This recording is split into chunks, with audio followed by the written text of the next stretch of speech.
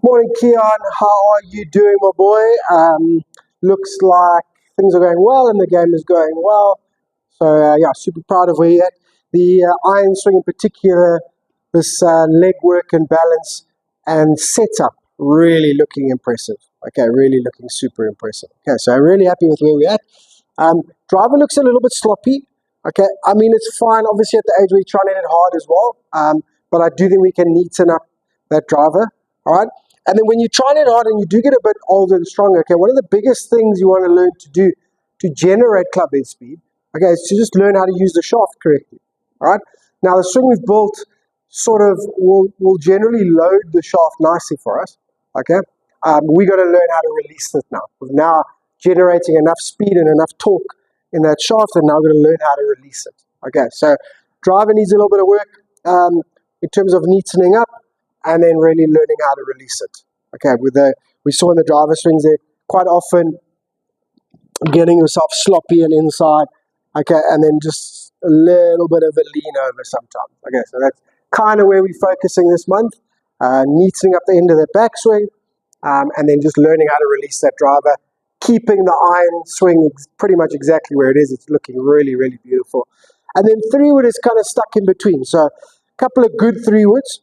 All right, even though the one we did lean a little bit and then catch it a little bit on the heel, that's because of the lean, okay, instead of being really nice and solid at the end of the backswing. And then the other 3-wood, we kind of set up like a driver. It's too much back tilt, ball too far forward. We want the ball there, shoulders level, okay. The change of direction in the plane, okay, well, it'll give us enough back tilt to get that right shoulder low enough to sweep that 3-wood off the ground. Okay, so we just got to start figuring that out. All right, okay, so that is where we're at. All right, and then, now, obviously, a little bit of the injury, a little bit of the move, all that type of stuff. We haven't played as much competitive golf as we probably did last year. All right, but it seems like the performance anxiety, the stress, okay, is starting to elevate again, and then we're getting a little bit emotional on the golf course, whether it be upset, angry, or down on ourselves. Okay, so we at that age now, it's a really good time to start anyway, of really starting to work on the mental game as part of our game. So just as we work on driver or putting or whatever, okay, so we're going to work on the mental game. Okay, and this is the start of that process. All right, now at first it might seem a little bit weird. Obviously, it's harder to track in terms of stats or video. Okay, but we just got to do our mental game work and see the improvement sort of month by month slowly. That's kind of how it works. All right. So the two things we're isolating to improve and learn for you in the mental game. All right. Just like we do in the swing, always working on two things at a time, never more. All right. What we're going to do is learn how to control our emotions better. So emotional control. Okay, and we've got a few little techniques. And then for the very long term, okay, what I want you to do is start learning how to meditate. All right. Meditate basically means just clear your mind. All right. Now we need to learn to do that away from the golf course in order to be able to do it on the golf course. All right. Now, these things, for argument's sake, meditation and the emotional control, these things, as we're looking at them right now, are to do with sort of frustration, anger, getting upset, getting emotional. All right. But they're the same as pressure. Okay, it's basically away from your normal state and your optimal state, your best state of playing the game. All right, and when you start to lead golf tournaments, all right, then that anxiety, that wanting to win, that desire, whatever, okay, again, takes you away from your normal state. So it's not necessarily about not getting angry or not getting upset or whatever. It's just, it's away from the normal way that you practice and play. That is the issue. Okay, and later on, like I say, pressure from the golf tournament for trying to win, from people chasing you, from cameras, whatever. Again, they're taking you, they're distracting you, and they're taking you away. What we're trying to do is learn to always play in our, not always, not that easy, as often as we can, play in our normal, regular state. Your way, your physiological. That means, physiological means how your body reacts to how it feels. Okay, so for argument's sake, when you get sad and you start walking like this is the physiological part of your brain or your heart being sad. Okay, then it has a physical effect. Your body changes. Now that is what happens with golf. And obviously if our body changes, our golf swing changes and our golf shot changes, and then the whole thing gets worse. All right, so that's what we have to do. Okay, so we're just going to learn how these things slowly. Right, so in terms of emotional control, okay, again, obviously a long journey, whatever. A lot of it is understanding. So I need you to understand that the game of golf is not perfect. All right, there's too many variables in terms of grass, elevation, temperature, wind, all these types of things. Okay, you can't control those things. But what you can control, all right, is obviously how hard you practice, all right, following your drills, all right, doing your best to execute the swing that we practice, okay, and then accepting the outcome. All right, and that's going to be the one we're leading towards. All right, obviously changing that whole idea of what you're trying to do, okay, but then accepting the outcome. You are going to hit bad shots. Not every shot is going to be good or amazing or perfect. But as long as you're doing everything the same every time, okay, then you're controlling things to the best of your ability. And that's all that we're asking. All right? So what we're going to do in the beginning is we're now adding a post-shot routine. Post means after. So your pre-shot routine is not bad, okay?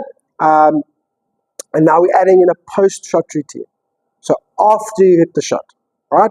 So after the shot, okay, basically what you have to say to yourself is, obviously watch your ball, whatever, all right? Whether you're happy with the shot, ecstatic, the ball goes in the hole, or your ball goes in the water. It has to be the same every time. That's the key. All right. So what you have to do is ask yourself, all right, did I do my best? Did I do my part? So did I do my practice swing and do everything the same as I normally did? All right. If you didn't and you tried something, you tried, oh, let me try this grip, or oh, let me try aim over there and hit it there. Okay, then it's your own fault. You can't be angry. All right. Stop doing that and get back to what you're doing. Do the same thing all the time. Okay, so first thing is, did I do my best? Basically means, did I do everything that I can do to hit a good golf shot? Everything the same, normal setup, normal checks, normal tempo, normal attitude. Okay, obviously you don't get that carried away. I'm just sort of hitting the pointer. After every shot, right, did I do my best? Did I do my part? Yes, right? And then the second thing, all right, is you've got to find one positive thing that you did. Okay, so I hit the green, I hit the fairway, I hit the middle of the golf club, my swing was balanced, the strike felt good, the backswing was smooth, whatever it is, it doesn't matter what it is, it has to be positive. Okay, give yourself a little tap on the back. Okay, that was good. You have to be great every time. Okay, now you've got to be able to hit it, let's say, into a bunker, all right, and then say to yourself, right, did I do my best? Yes, I did. I did all my normal stuff, right? Just maybe I had the wrong club for argument's sake, right? But I did everything, even though the ball's in the bunker. I did everything correct. And then second, one positive thing. Oh, that was a really smooth, balanced golf swing. Cool. Move on, off to the bunker shot. Hit the bunker shot, all right? Doesn't matter where it goes, close to the hole, in the hole, 5 meters from the hole, just out the bunker. Okay. Right, did I do my best? Yes. I changed my setup, I did everything correctly, I hit the sand, cool, everything good. One positive thing that I did. Oh, I managed to slide the club face under the ball. Excellent. Okay, and you just got to get in this routine. Okay, every single time. And if you pick up little things, all right, that you're not, or that you're doing differently, then we can start to rectify those if they're an issue. Okay, and then the second thing, now it's in your study note, we've got to start this slowly. It is difficult at first, all right? And then basically we learn how to do it a lot easier and then for longer periods of time. Okay, we're going to learn how to meditate, all right? And basically meditate means clear your mind. Clear your mind of everything. Of golf, mom, dad, school, whatever you're watching on TV, whatever you got to do tomorrow, anything. You just got to completely clear your mind, all right? Depending on how you feel, it can be when you close your mind, some people think of a dark room because then they can't see anything. Okay, so just completely dark. And then other people just see completely light. Okay, something like the ocean.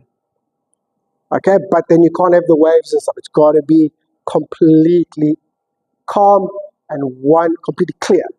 So one color in your brain where it's just everything is completely one color. There's no outside distractions or inside. Okay, so meditation. So what you got to do, okay, I'd prefer if you sit on a chair. You can sit on the floor on a towel, that's fine, but not sort of lying on your bed or anything like that. Okay, nice posture. Okay, if you are going to sit on a chair, hands very gently on your knees, back nice and straight. We want this chest open so we can breathe. Breathing is a huge part of it. Okay, and then you just close your eyes. All right, try and calm your mind. And when you get close to calming your mind, then you can either ask dad or yourself, you can set the alarm for 30 seconds. We're just doing 30 seconds for now. Can you clear your mind for 30 seconds? No distractions. Okay, and you just sit, gently breathe, try and picture something complete, a blank canvas, okay, or any color or anything. All right, just completely blank, nothing is in your mind. Okay, no thoughts, no pictures, no nothing. Okay, and you just close your eyes, gently breathe, and just clear your mind.